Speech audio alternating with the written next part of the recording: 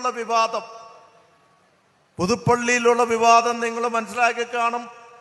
അവിടെ എന്താണ്, ഈ വിവാദം ഉണ്ടാകുന്നതിന് മുമ്പ് ഇതിൻ്റെ ഫോട്ടോയൊക്കെ എടുത്ത്, ആ കണ്ടയാളാണെങ്കിൽ അതങ്ങ് എടുത്ത് മാറ്റിയാൽ പോരെ. അതെടുത്തിട്ട് ആ ഫോട്ടോ എടുത്തിട്ട് അതിന് ജോസ് കെ മാണി മറുപടി പറയണം എന്ന് പറഞ്ഞ് ഉത്തരവാദിത്തപ്പെട്ടവര് അത് പോസ്റ്റ് ചെയ്യുന്നു. അന്വേഷിച്ചപ്പോൾ അത് മാനസിക രോഗിയാന്ന് പറയുന്നു. അത് മാനസിക രോഗിയല്ല കൊണ്ടുവച്ചത്, അത് വെപ്പിച്ച ആളാണ് മാനസിക രോഗി എന്ന് പറയാനാണ് ഞാൻ ഈ ആഗ്രഹിക്കുന്നത്. അതിന് സംശയമൊന്നുമില്ല. പക്ഷെ ഇതൊക്കെ ആണെങ്കിലും അവിടെയൊന്നും മാനസികമായി ഞങ്ങളെയൊന്നും തകർക്കുവാനോ സമ്മർദ്ദം ചെലുത്തുവാനോ ഇവർക്കാർക്കും ഒന്നും കഴിഞ്ഞില്ല. എത്ര മനോഹരമായി ഇവിടെ മീഡിയ എല്ലാ ദിവസവും ഉണ്ടായിരുന്നല്ലോ. അവിടുത്തെ പരിശോധിക്കട്ടെ.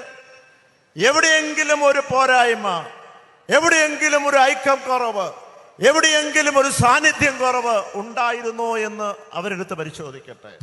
അപ്പോൾ ഇത് വലിയ ഒരു വിജയമായി ഈ മേഖല ജാഥ ഏതാണ്ട് 32 നിയമസഭാ മണ്ഡലത്തിൽ കൂടെയാണ് കടന്നുപോയത്.